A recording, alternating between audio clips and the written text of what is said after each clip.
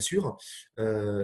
Et nous sommes toujours proches du domaine de l'innovation en travaillant sur des projets de R&D. On en parlera juste après, justement, sur ce sujet. Voilà pour présenter rapidement le bureau d'études Texol et ses activités. Donc, il est temps de laisser place au contenu, à savoir à la réhabilitation des installations solaires thermiques. On prévoit quatre temps de présentation, quatre sujets, enfin 4 chapitres, pardon. Un premier chapitre sur le marché, sur le constat actuel. Un deuxième chapitre sur les retours d'expérience technique des installations solaires thermiques rénovées. Troisième chapitre sur le programme d'accompagnement qui est proposé par l'ADEME. On vous présentera ça précisément. Et un dernier chapitre justement sur le monitoring, sur le télésuivi des installations. Voilà le menu de ce début de vendredi après-midi.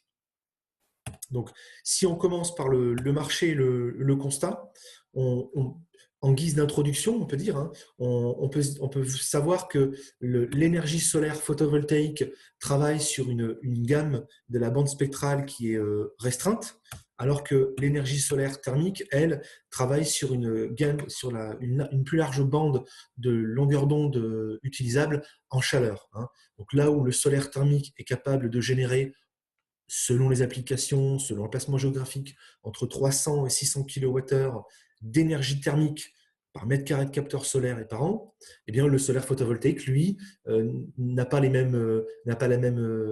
utilise la même étoile, hein, toujours le soleil, mais n'a pas la même vocation, puisque lui-même va fabriquer de l'électricité entre 150 et 300 kWh hein, d'électricité de courant alternatif par mètre carré de module photovoltaïque et par an.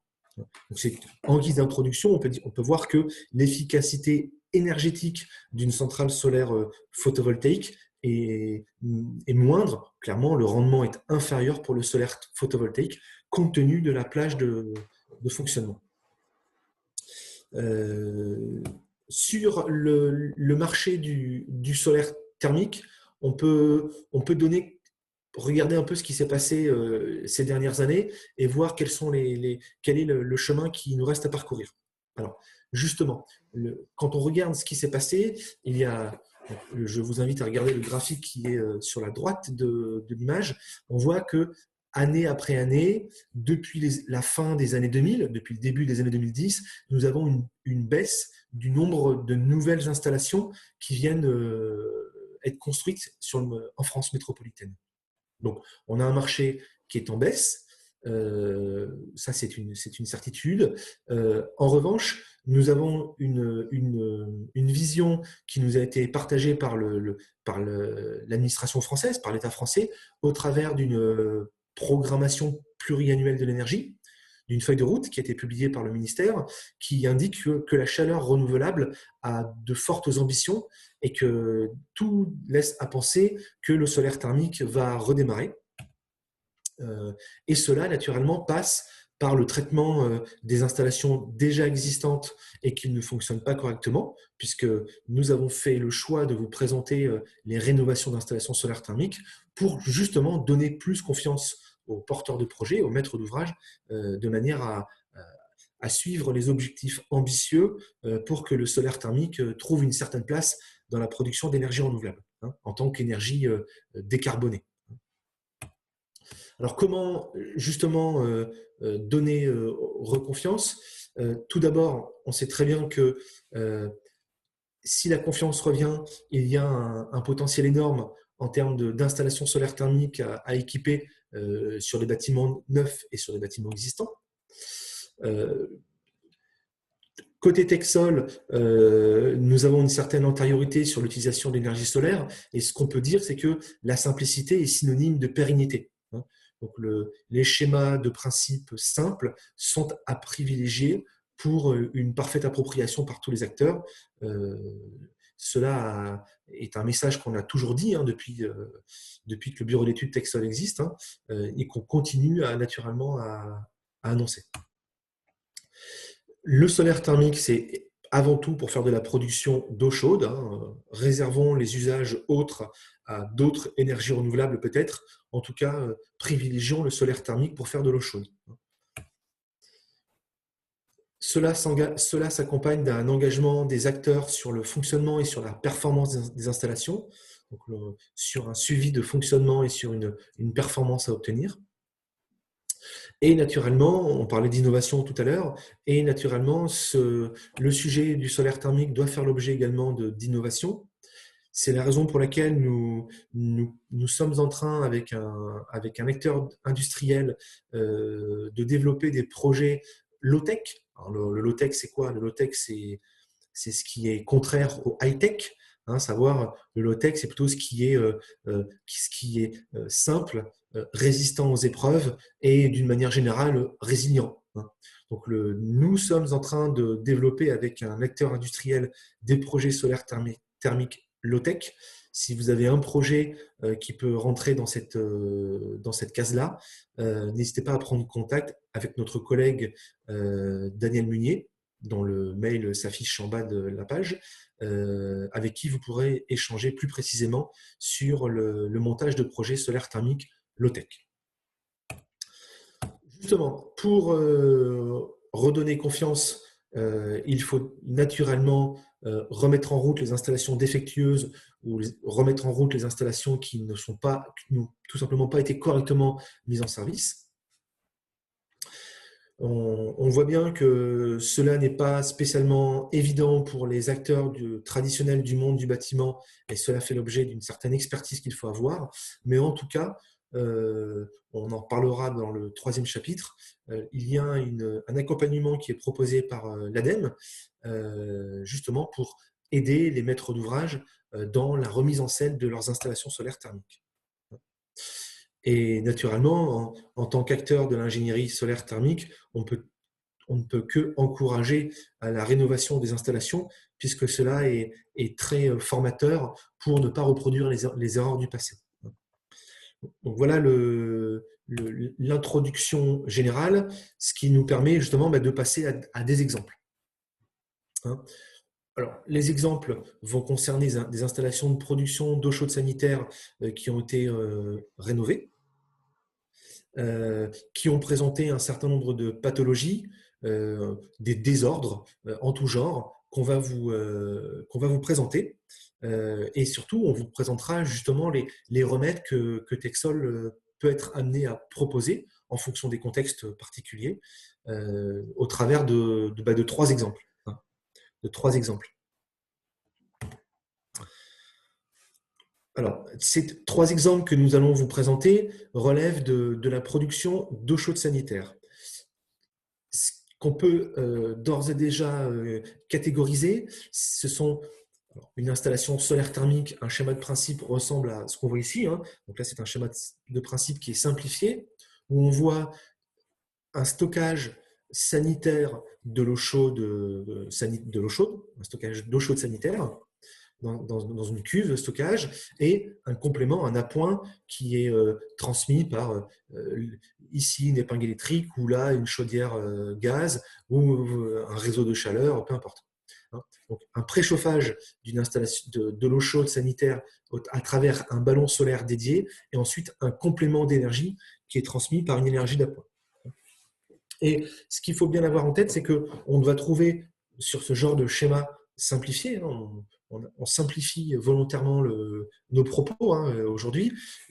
Ce qu'il faut voir, c'est qu'on a 2 types de schémas qui permettent de capter l'énergie solaire. Donc, ces 2 types de schémas sont le premier schéma qui apparaît ici, un schéma où les capteurs sont sous pression. Alors, sous pression, ça veut dire que le fluide caloporteur qui est dans les capteurs est présent en permanence. On a comme un circuit de chauffage. On a une circulation d'eau, de fluide caloporteur, d'eau glycolée qui est dans les capteurs. Donc là, c'est ce qu'on appelle un circuit sous pression. Et le 2e schéma que l'on peut trouver, il va changer, pas au niveau du stockage sanitaire solaire ou sanitaire à point, il va changer au niveau du circuit primaire, puisqu'on peut mettre en place soit un circuit sous pression, soit un circuit auto-vidangeable, un circuit primaire, donc matérialisé par la courbe, les traits rouges qui apparaissent ici. Donc un circuit auto-vidangeable, qui veut tout simplement dire que lorsque l'installation ne fonctionne pas, il se vidange par gravité, il se vidange tout simplement lorsque la pompe ne fonctionne pas, par une circulation gravitaire de l'eau en point bas. Et donc, de ce fait-là, nous allons vidanger le circuit des capteurs solaires pour que justement ce circuit ne soit pas soumis au soleil et donc aux surchauffes potentielles. Donc ça, c'était l'introduction qu'on voulait faire pour présenter les deux schémas sous pression au niveau de l'eau glycolée ou auto-vidangeable. Il est temps de laisser place au premier exemple. Ce premier exemple concerne une résidence de logement, une copropriété. Le deuxième exemple concernera un hôpital, si je me souviens bien, et le troisième exemple concernera une résidence de grande taille. Donc voilà un premier exemple qui peut survenir. C'est un bâtiment donc récent, un bâtiment équipé, comme on le voit sur l'image à droite, de tubes solaires sous vide, donc des capteurs solaires sous vide, et une installation solaire thermique qui, depuis la construction de l'ouvrage, l'édification de l'immeuble, la construction de l'immeuble, je vais y arriver, depuis la construction de l'immeuble, une installation solaire thermique qui ne fonctionnait pas. Alors, cette installation solaire thermique, elle a été mise en place tout simplement parce que la réglementation thermique incite l'utilisation des énergies renouvelables. Donc, le solaire thermique peut tout à fait trouver une place, mais à ce stade, l'installation solaire thermique n'a pas été correctement mise en service et n'apportait pas satisfaction aux utilisateurs. Donc, on va vous présenter les désordres et les remèdes. Donc, une résidence de 22 logements en copropriété, des capteurs en toiture, des capteurs sous vide ici, un stockage sanitaire dans un local ECS, et ici, un aérotherme, ce qui est déjà une chose surprenante, puisque l'aérotherme a pour vocation de refroidir les panneaux solaires, alors que les panneaux solaires sont là normalement pour être refroidis par l'eau sanitaire. On en reparlera juste après. Donc 30 mètres carrés de panneaux solaires, comme c'est indiqué, et un stockage de 1000 litres. Voilà. Pour détailler un peu plus précisément le schéma, voilà à quoi ressemble le schéma. Le schéma existant consiste en la mise en place de capteurs solaires qui sont indiqués ici. D'accord ? Et ces capteurs solaires thermiques bénéficient d'un aérotherme qui est branché sur le circuit primaire. Et cet aérotherme, dans cet exemple-là, cet aérotherme a été mis en place pour refroidir les capteurs, ce qui est une erreur, plutôt que utiliser les capteurs pour réchauffer les ballons solaires. Alors, pour quelle raison ça a été mis en place ? Je ne saurais pas vous dire, mais en tout cas, l'héritage, c'est bien une installation solaire thermique avec un aérotherme. Il se trouve que cet aérotherme faisait beaucoup de bruit puisqu'il fonctionnait de manière intempestive et que cela gênait les habitants de la résidence. Bon, ça c'est une chose, mais il se trouve que lorsqu'on s'intéresse au fonctionnement de l'installation, on observe quoi ? On observe que dans les ballons solaires, ici, cohabitent à la fois un échangeur solaire noyé en partie basse du ballon, monté sur le trou d'homme ici, et juste au-dessus de la même cuve, une épingle électrique. À partir de là, se pose la question de la cohabitation entre une énergie solaire gratuite récupérable sur la zone basse du ballon, mais une compétition avec une résistance électrique qui, elle, se déclenche sur la base d'un thermostat, d'une température de consigne à atteindre, et qui, de ce fait-là, neutralise une bonne partie du volume du ballon, qui pourtant est un ballon solaire, puisque le ballon solaire va être réchauffé en partie par l'épingle électrique. Donc, on voit bien que l'épingle électrique n'est pas située à un emplacement satisfaisant pour que l'installation solaire fonctionne. Voilà la première chose qu'on peut voir. Nous avons également vu des tubes cassés, quelques tubes cassés, ce qui malheureusement se voit sur des installations avec des capteurs solaires sous vide, ce qui se voit très rarement sur des capteurs solaires plans. Un aérotherme en fonctionnement, j'en ai parlé, en fonctionnement intempestif, et une régulation hors service, donc en gros une installation qui ne fonctionne pas correctement. Donc, voilà les travaux qui ont été proposés. Tout d'abord, nous avons réalisé un équilibrage du fluide caloporteur qui circule dans les différents groupes de capteurs solaires thermiques. Nous avons équilibré les débits de manière à homogénéiser la récupération de chaleur sur chacun des capteurs pour améliorer le fonctionnement. Nous avons également donc modifié le schéma de principe en, d'une part, supprimant l'aérotherme, qui n'est pas nécessaire, en dédiant une seule cuve existante à l'énergie solaire et en donnant les 2 cuves au milieu et à droite en les réservant à l'épingle électrique. Donc on utilise uniquement les 2 cuves de droite pour l'appoint électrique, alors que la première cuve, le premier ballon, est dédié à l'énergie solaire. Donc modification d'épingle électrique. Nous avons également, dans le cadre de récupération d'énergie intéressante, ajouté une vanne 3 voies qui se matérialise par cet organe dessiné ici, qui permet au retour de boucle de distribution d'eau chaude sanitaire d'être réchauffé par l'installation solaire quand les conditions de température sont réunies. Enfin, de manière à caractériser le fonctionnement de l'installation, nous avons ajouté un compteur d'énergie, vous voyez la photo qui est ici, qui permet de caractériser l'énergie solaire transmise à l'installation pour vérifier que l'installation fonctionne correctement, justement. Donc, le budget est indiqué ici. Nous sommes sur une dépense complémentaire de réhabilitation d'installations solaires et d'appoint à hauteur de 18 000 €, composé en 16 000 € pour les installations solaires et 2 000 € par l'appoint.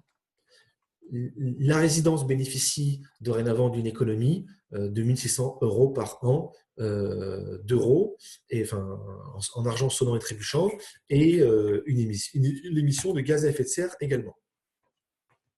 Donc, nous pouvons matérialiser le fonctionnement de l'installation, tout simplement, grâce au compteur d'énergie qui est ici. On en reparlera dans le dernier chapitre. Ce compteur d'énergie qui permet de mesurer la production d'énergie solaire réelle et qui permet de la comparer avec la référence. La référence étant celle du mois de juillet 2020, par exemple, si on a fait un bilan sur le mois de juillet 2020, et de la consommation d'eau chaude sanitaire pour ce mois de juillet 2020. Voilà, donc si c'était à refaire, une installation solaire thermique sur une copropriété, il faudrait simplifier le schéma de principe, notamment supprimer l'aérotherme et ne pas avoir de conflit entre une épingle électrique et une épingle solaire. Voilà pour ce premier exemple. Sébastien? Oui. Juste une petite pause, je suis en train de répondre à une question là. Oui, ce que Sébastien vous a montré là, c'était, parce que là, parmi les questions qui ont été posées, le problème essentiel, c'était un mélange des énergies, solaire et à point. En fait, on avait, si tu peux remonter, l'énergie électrique à la fois mélangée au solaire. Le solaire fonctionne toujours à haute température dans cette configuration. Et c'est pour ça que… Alors, et d'autre part, il y avait un surdimensionnement. Donc, l'aérotherme, c'est une bêtise, puisqu'on va faire fonctionner encore un appareil électrique pour délester les capteurs. Et bon, ce n'est pas un dimensionnement raisonnable, correct et cohérent. Et si tu passes sur la suivante, Sébastien, sur le schéma suivant, donc à gauche, là, on n'a plus qu'un seul ballon, mais il fait bien 1000 litres totalement solaire. Il n'y a plus d'électrique dedans. Et donc, l'énergie solaire est fournie uniquement à ce ballon. Et en série, on va alimenter, l'eau préchauffée sera distribuée aux 2 ballons électriques d'appoint. Comme on était dans un cas aussi de surchauffe, de surdimensionnement, ici, donc Sébastien préconisait le préchauffage du retour de bouclage aussi, qui est ramené éventuellement sur le ballon solaire à gauche en fonction de la température, si je suis plus chaud dans le solaire que dans le retour de bouclage. Voilà. Et pour terminer, dernière question. Le compteur d'énergie compte quoi exactement? Il compte l'énergie solaire utile. Alors Sébastien, si tu veux bien le remontrer, le cliquer à la souris. Non, sur le schéma. Le compteur d'énergie, oui. Qui est ici. Oui. Donc, ce compteur, si je fais le volume qui passe dedans, que multiplie TSS là, en sortie du ballon solaire moins TEF, j'ai bien l'énergie solaire utile qui est fournie à l'installation. Voilà. Donc après, je réponds par écrit, je crois on parle comparaison thermique photovoltaïque. Vas-y, Sébastien. Il sera difficile de répondre à toutes les questions, Oui, étant oui, donné non, que mais nous avons, ouais, hein, comme là, tu as… Ouais. étant donné que nous privilégions les focus sur une approche des rénovations d'installations solaires thermiques, on n'a qu'une heure, hein, finalement à partager ensemble. Donc on est un peu rapide peut-être, hein, mais on pourra répondre à des besoins particuliers par la suite, hein. Là, on vous donne un aperçu finalement de ce qu'on peut constater et des solutions apportées pour des remises en fonctionnement.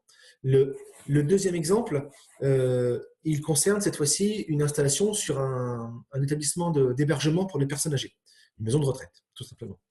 Alors, qu'est-ce qu'on trouve? On trouve dans le cas présent une installation solaire thermique composée de capteurs solaires plans, donc des capteurs plans, marque Buderus exactement, et d'un stockage sanitaire ici dans un ballon. Donc 90 mètres carrés de panneaux solaires et un stockage solaire de 3000 litres. Okay, donc il se trouve que ces capteurs, lorsque nous avons réalisé le diagnostic, l'audit de l'installation solaire, nous nous sommes rendus compte qu'il y avait un surdimensionnement du champ de capteurs solaires au regard des besoins en eau chaude sanitaire. Donc la phase de conception, la phase de détermination de la taille de l'installation solaire, déjà là, il y avait un souci, étant donné que la consommation d'eau chaude n'était pas celle proposée par celui qui a fait le dimensionnement. Donc, cela a engendré des surdimensionnements en été. Alors, surdimensionnement veut dire quoi? Veut dire élévation de température trop importante sur le circuit des capteurs. Donc, le stockage n'était pas lui-même entièrement vidé, et donc l'installation passait en mode surchauffe, et le circuit solaire thermique, lui, ne pouvait pas être refroidi. Donc, il est donc proposé, dans un cas comme celui-ci, de transformer l'installation d'eau chaude sanitaire solaire en installation autovidangeable, c'est ce qu'on va vous présenter après, et d'utiliser le surplus d'énergie en été pour pallier à une partie des pertes de bouclage. Donc, voilà ce qu'on propose, ce qu'on constate. Tout d'abord, c'est sur l'installation existante, donc avant, hein, des capteurs solaires thermiques avec une purge matérialisée par des purgeurs automatiques indiqués ici, qui sont ouverts, mal positionnés, qui ne permettent pas de supprimer les bulles d'air qu'on va trouver dans le circuit et qui donc vont pénaliser le transfert de chaleur. On va trouver une régulation qui ne fonctionne pas comme il se doit, hein. On va trouver une épingle électrique, une fois comme l'exemple précédent, une épingle électrique qui est dans le même ballon que le ballon solaire, étant donné que l'exploitant s'est rendu compte qu'il avait un manque de puissance pour distribuer l'eau dans les habitations. Comme il n'avait plus de possibilité dans son ballon d'appoint électrique, il est venu mettre une épingle électrique dans le ballon solaire, ce qui du coup diminue le volume de travail pour l'installation solaire. Le ballon solaire est donc amputé d'un certain volume, puisque ce volume devient prioritaire pour l'installation électrique, au détriment du solaire. Ça, c'est ce qu'on a constaté. Et voilà ce qu'on propose. Alors, on est sur une installation plus conséquente, hein. Donc, on propose une installation solaire thermique avec un circuit d'eau glycolée indiqué ici qui devient autovidangeable. Donc, on supprime par là même les purgeurs automatiques et nous interposons un réservoir de vidange justement pour que le fluide caloporteur puisse être drainé par gravité dans ce réservoir-là. Donc, c'est le principe même de l'autovidangeable. On est donc passé sur un circuit primaire autovidangeable. Nous avons également modifié le circuit de captation de la chaleur, étant donné que nous avons transformé le ballon solaire de 3000 litres sanitaire, nous l'avons transformé en ballon solaire d'eau morte. C'est-à-dire que nous avons ajouté un échangeur supplémentaire, matérialisé ici, qui d'un côté, récupère les calories de l'eau glycolée via cet échangeur-là, stocke la chaleur sous forme de fluide technique, d'eau technique en circuit fermé, et restitue la chaleur via ce deuxième échangeur au circuit de distribution et au circuit de production de CS alimenté par une épingle électrique.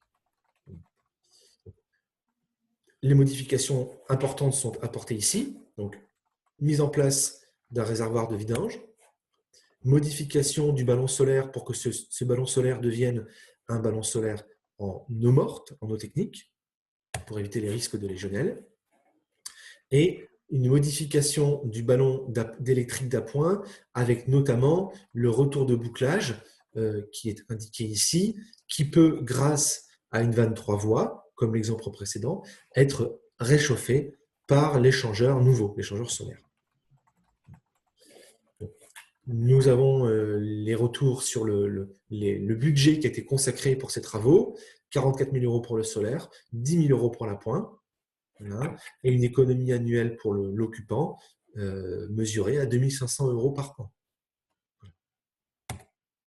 Alors, sous forme photographique, voilà ce que ça représente. Les capteurs, nous les avons conservés, okay, première chose. En revanche, nous avons interposé cet équipement ici qui correspond à un réservoir, à une bouteille de vidange. La bouteille de vidange qui va récupérer l'eau glycolée lorsque l'eau glycolée ne circule plus. Nous avons fait ajouter un échangeur, cet échangeur pour transférer la chaleur du ballon solaire à la production de CS d'appoint. Et nous avons ajouté naturellement un compteur d'énergie matérialisé ici et une vanne 3 voies pour améliorer la circulation d'eau et surtout le compteur d'énergie de la même manière pour compter l'énergie solaire transmise à la production de CS. Donc, le résumé est sur cette image-là. Donc, le suivi a été réalisé par nos soins, par Texol pendant 1 an, et ensuite le suivi maintenant est réalisé par l'exploitant, par le personnel technique dédié à cet établissement. Donc, finalement, sur cette installation-là, si c'était à refaire, eh bien, il aurait fallu mieux estimer les besoins en eau chaude sanitaire, puisque la surface de capteur solaire et le volume n'étaient pas adaptés à la consommation d'eau de cet établissement, de ce bâtiment existant. On arrive au 3e exemple. Alors, vous voyez qu'on présente des exemples avec des solutions techniques qui peuvent parfois se ressembler, mais naturellement, il convient de trouver les améliorations nécessaires sans pour autant remplacer toute l'installation pour que les installations puissent redémarrer à faible coût et de manière pérenne. C'est un peu l'objet de ce qu'on vous présente. Le dernier exemple qu'on vous présente, c'est un bâtiment collectif de grande taille, 266 logements, sur lequel on trouve une fois encore des capteurs plans, des capteurs de marque Wiesmann cette fois-ci, et un stockage solaire en chaufferie de 12 000 litres. On est sur une installation de grande taille. Donc, la consommation d'eau chaude réelle est tout à fait proche de l'estimation qui avait été réalisée, donc pas de problème de ce côté-là. Par contre, cet exemple est particulier compte tenu du démarrage de l'installation lorsque le bâtiment a été construit. Alors, comment ça s'est matérialisé? Ça s'est matérialisé par un remplissage de ce circuit primaire, du circuit des capteurs solaires, qui a été réalisé dès que le chantier a été terminé, et des dégâts qui sont arrivés très rapidement, étant donné que si l'installation solaire thermique est remplie, mais que cette dernière ne fournit pas l'eau chaude aux occupants parce que les occupants ne sont pas encore arrivés, il y a toujours un décalage entre le moment où le bâtiment est construit et le moment où ce dernier devient rempli par les occupants, occupé par les habitants. Eh bien, voilà les dégâts qu'on a constatés lorsque nous sommes arrivés sur place. Alors, on voit quoi? On voit à la fois des raccordements hydrauliques entre les capteurs, donc ces petits raccords en inox qui ont subi des déformations, voire même qui ont entraîné une dégradation, une dégradation des cornières qui sont sur les capteurs solaires thermiques, ici, liées à la température importante, liées au fait que l'installation solaire thermique n'est pas refroidie par une consommation d'eau chaude. Ensuite, on observe que des tentatives ont été réalisées pour tenter de réparer l'installation. Et il se trouve que des tentatives sont allées jusqu'à démonter, ça nous donne l'occasion de voir à quoi ressemble un absorbeur de capteurs solaires thermiques. Des tentatives ont été faites de démonter les capteurs pour essayer de comprendre ce qui se passe à l'intérieur. Donc, tentatives qui se sont soldées par des échecs de réparation et une installation qui ne fonctionne pas correctement.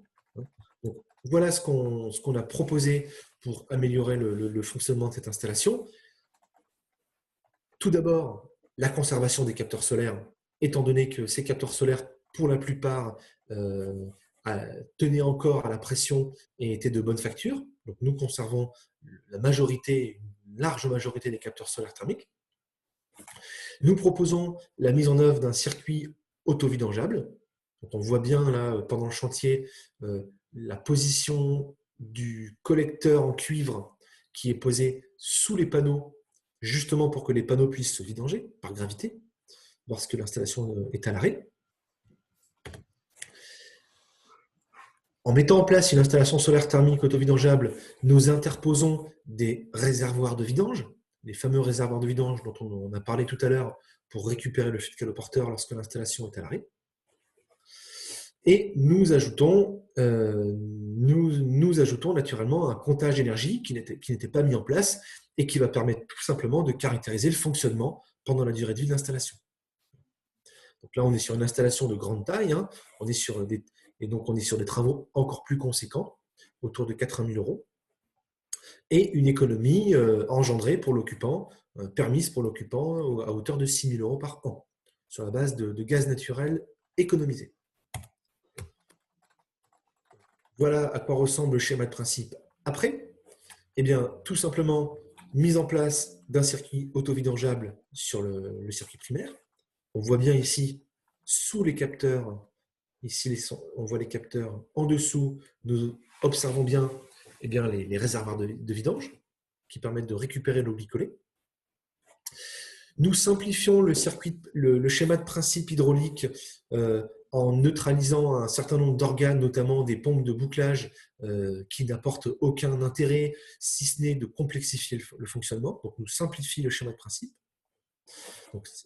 Et également en supprimant une vanne de voie motorisée qui n'apportait aucun confort supplémentaire. Donc, voilà les modifications hydrauliques, à la fois au niveau des capteurs, à l'extérieur, et à la fois au niveau de la chaufferie. Alors, le résultat s'affiche ici. Nous voyons, une fois que l'installation est remise en fonctionnement, à travers un monitoring que nous effectuons, nous voyons que les mois après la remise en service, la production d'énergie solaire matérialisée par un point vert ici pour chaque mois redevient proche, en fonction de la météo naturellement, redevient proche de la consommation grise, de la production d'énergie solaire grise ici qui est celle attendue, la production théorique, et ce qui permet d'ailleurs maintenant à l'exploitant d'avoir une installation solaire pérenne, avec un fonctionnement pérenne en tout cas. Donc cette installation-là, si c'était à refaire, il n'aurait pas fallu surestimer les consommations d'eau chaude, et donc en installant une surface de capteur aussi importante, ce qui n'améliorera pas du tout le bilan économique, mais voilà la solution technique qui a été proposée pour reprendre le fonctionnement. Voilà pour les exemples de remise en service, ce qui nous permet d'arriver sur le troisième chapitre. Ce troisième chapitre, il a pour but de partager avec vous le programme de l'ADEME qui est proposé pour les maîtres d'ouvrage disposant d'une installation solaire thermique déjà aidée ou pas aidée ou pas connue par leurs soins, et pour laquelle des travaux de réhabilitation peuvent être proposés. Donc un accompagnement technique et financier proposé par l'ADEME pour la rénovation d'installation. Donc, on est bien dans le sujet qui nous occupe cet après-midi. Donc, ce cahier des charges, on va vous proposer le contenu de ce cahier des charges dans le fil de discussion.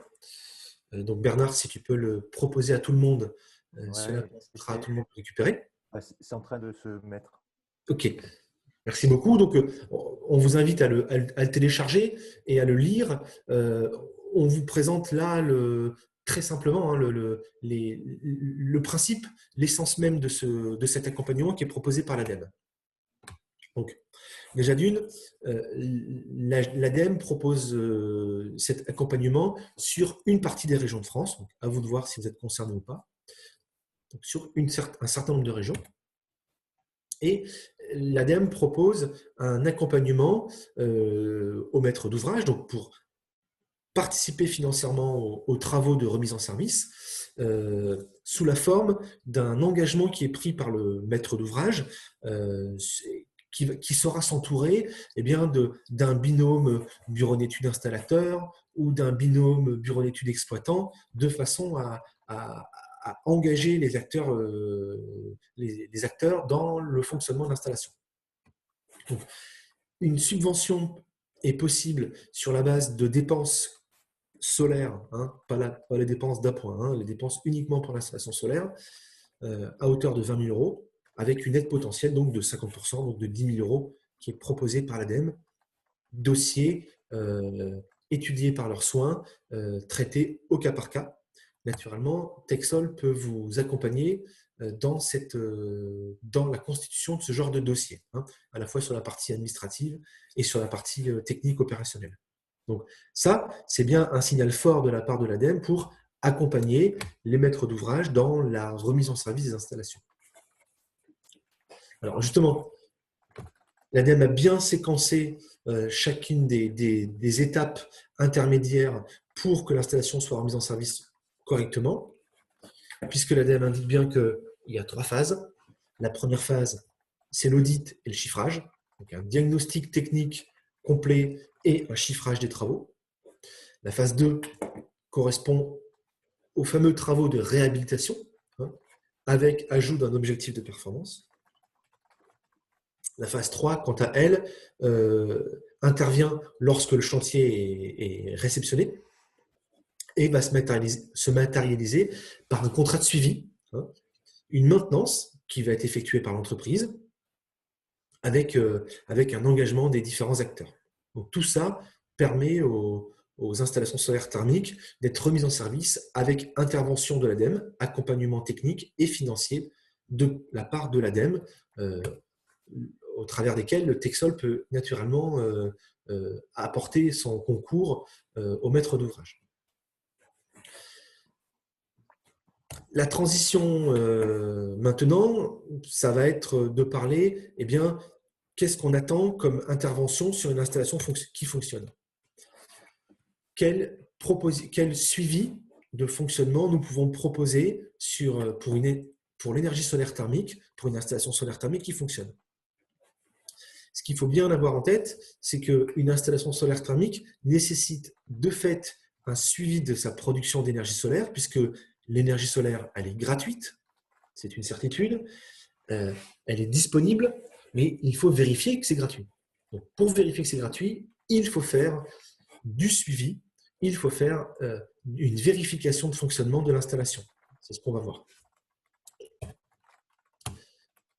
Alors, ce suivi, nous pouvons le résumer assez simplement en vous indiquant que, comme en tant qu'acteur de l'ingénierie solaire thermique, Texol propose au maître d'ouvrage un service de monitoring, un service de télésuivi qu'on va vous présenter maintenant et qui est basé tout simplement sur le but recherché, à savoir vérifier que l'installation fonctionne. Alors, les propositions de télésuivi dépendent de la taille de l'installation, naturellement, du type de chantier et du type de suivi que le maître d'ouvrage va mettre en place. Donc, il y a 3 services qui coexistent. Le service Texol One thermique, le service Texol Energy et le service Texol Analytics. Alors, Texol One Thermic, vous voyez, qui est ici. J'essaie de rendre la chose un minimum dynamique. Texol One Thermic, c'est uniquement la pose d'un équipement, on le verra après, sur l'installation.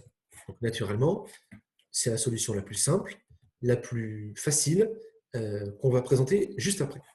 Ensuite, si nous voulons faire des bilans de fonctionnement d'énergie détaillés, on peut déterminer la consommation d'eau chaude, la température de l'eau, la consommation d'eau chaude, les températures de l'eau, avec un compteur d'énergie, qu'on verra après, qui permet de faire des bilans d'énergie solaire utiles. Enfin, pour les installations de plus grande taille, supérieures à minimum 50-70 mètres carrés, eh bien, nous pouvons proposer un télésuivi, cette fois-ci détaillé. Alors, détaillé pourquoi? Parce qu'on va mesurer l'ensemble des débits, des états de pompe qui sont disponibles sur l'installation et on pourra faire un télésuivi beaucoup plus précis. Donc, je vais maintenant vous présenter la solution solaire thermique de télésuivi Texol One Thermic. Alors, Texol One Thermic se matérialise par un petit boîtier, ici, qui va permettre, grâce à une sonde de température posée en applique, donc cette sonde de température est ici, elle va mesurer ici en applique la température de l'eau glycolée de mes panneaux. Donc, grâce à cet enregistrement des températures mesurées par une sonde et grâce à l'envoi des données sur notre serveur, eh bien, Texol a développé un algorithme qui permet de caractériser le fonctionnement de l'installation uniquement avec cette température-là. Donc, cette température ici, elle est matérialisée par la courbe rouge indiquée ici et par des algorithmes que nous avons développés et par des données d'ensoleillement météo que nous achetons par ailleurs, que nous récupérons par ailleurs, nous sommes en capacité de déterminer si l'installation fonctionne correctement ou pas et, in fine, d'envoyer des alarmes ou des bilans de fonctionnement lorsque tout se passe bien. Donc, on vous invite à aller voir le site qui s'appelle texolone.com qui vous permet d'avoir accès à ce produit-là qui, soit dit en passant, coûte l'équivalent de 230 € à peu près, je crois, pour faire un télésuivi simplifié. La deuxième solution que nous proposons, donc je reviens sur mon dessin qui était ici, c'est la solution Texol Energy. Donc Texol Energy, qui est ici, cette fois-ci, va permettre de faire un bilan d'énergie plus précis. Ça va se matérialiser par quoi? Ça va se matérialiser par un compteur d'énergie indiqué ici. On retrouve le compteur d'énergie ici. Ce compteur d'énergie va déterminer le volume d'eau chaude consommé, ce qui vous a été présenté tout à l'heure par mon collègue Bernard, et les températures d'eau froide et sortie du ballon solaire.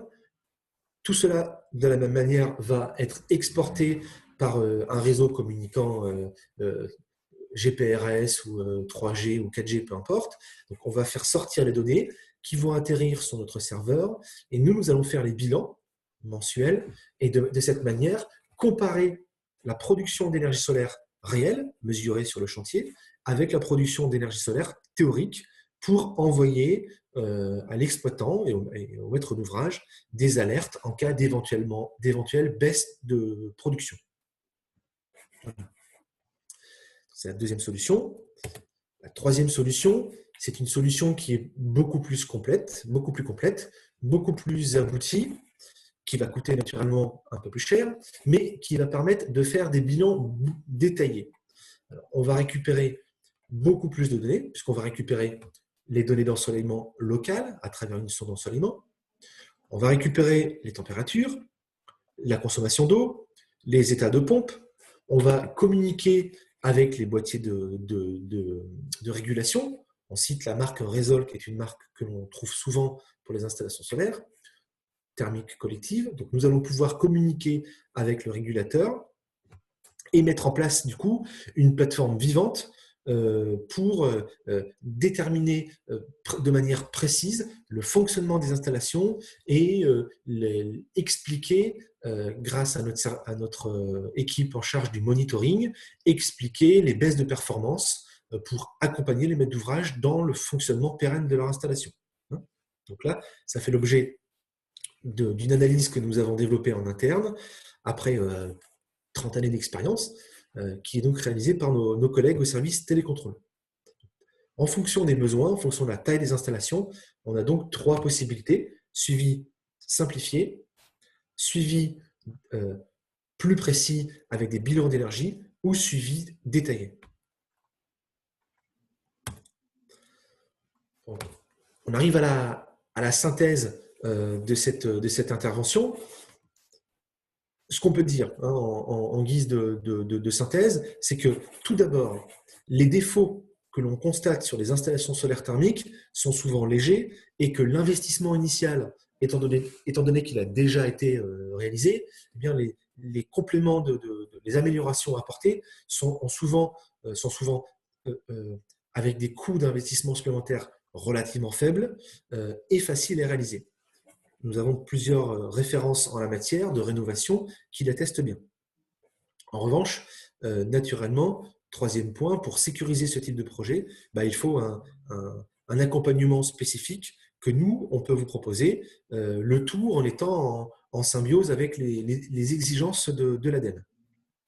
Donc, souvent, ce sont des désordres qui sont liés à l'exploitation, ou ça peut être des désordres liés à la conception, et les améliorations apportées peuvent permettre tout à fait de redémarrer l'installation dans de bonnes conditions. Donc, naturellement, nous sommes à votre disposition pour en parler plus précisément, compte tenu des projets que vous avez à suivre.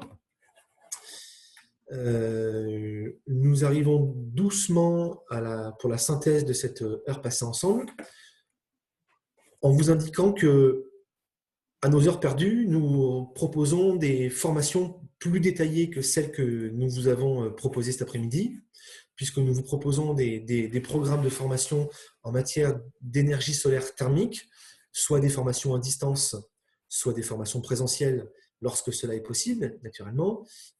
Formations à travers lesquelles nous balayons l'intégralité des sujets qui sont indiqués ici, qui vont donc sur la technologie, la conception, les calculs de dimensionnement, les schémas de principe. Là, on vous a donné qu'un bref aperçu de ce qu'on peut vous apporter, mais sachez que nous avons des formations détaillées qui permettent de monter en compétences et qui sont tout simplement bâties sur la base de notre expérience en matière de bureau d'études solaires. Donc, si vous voulez aller plus loin, vous pouvez prendre contact avec le mail indiqué ici ou aller voir notre programme détaillé sur notre site web. Nous arrivons au terme de l'heure passée ensemble. Donc, on vous invite à poser vos dernières questions sur le fil de discussion si vous en avez, et à vous connecter maintenant sur le lien qui est en bas de la page, de manière à donner votre ressenti sur cette mini-formation d'1 heure et à recevoir la diapositive si vous en faites la demande, et donner votre avis sur les diapositives qui ont été présentées. Donc, n'hésitez pas à donner votre avis. Oui, Sébastien. Oui. Bon, je fais une petite synthèse. Bon, déjà, je me prie de m'excuser.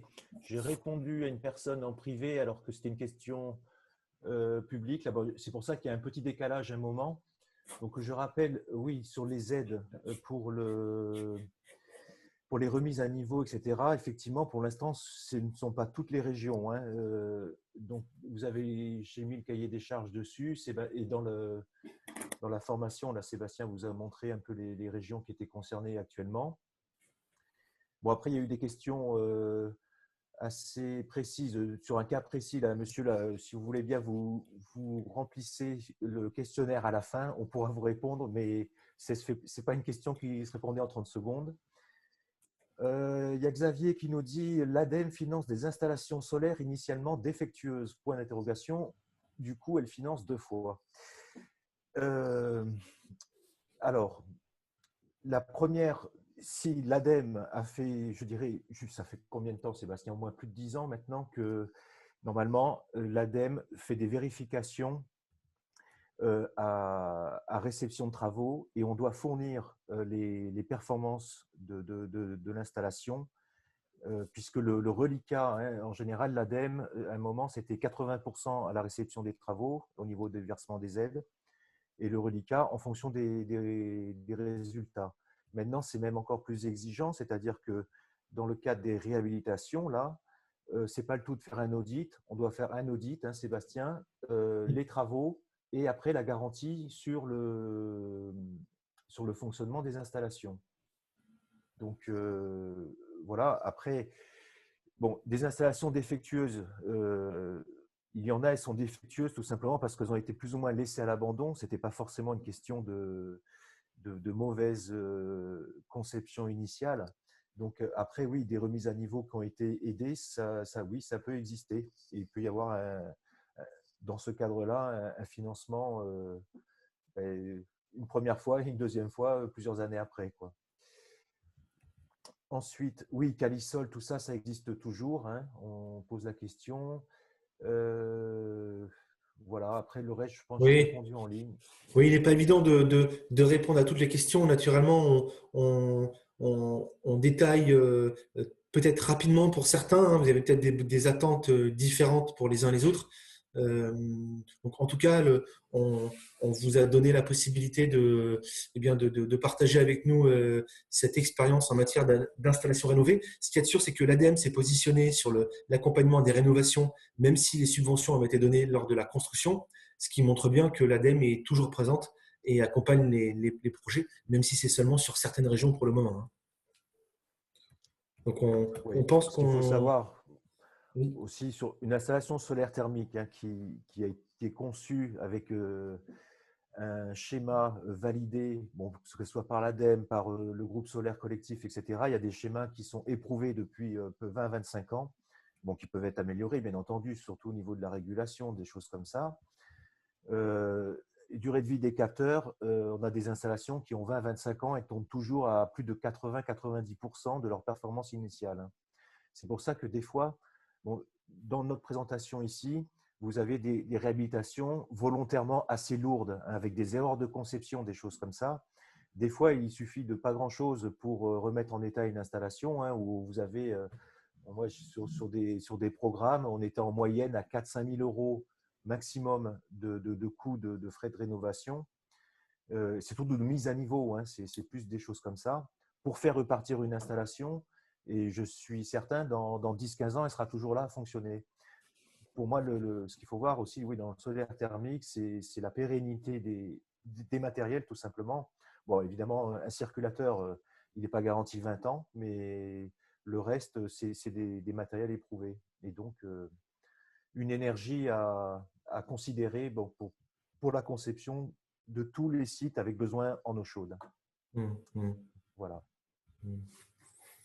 Ok, donc n'hésitez pas à transmettre vos coordonnées sur le lien, hein, qui a été partagé, je pense, dans le fil de discussion. Et merci Bernard pour le temps accordé et les compléments que tu as pu apporter. Merci à tous surtout d'être restés avec nous. Et il nous reste donc du coup à vous souhaiter une bonne fin de journée, hein, Merci à tous et une bonne continuation. et bonne fête de fin d'année, si possible. À Allez, bientôt. à bientôt.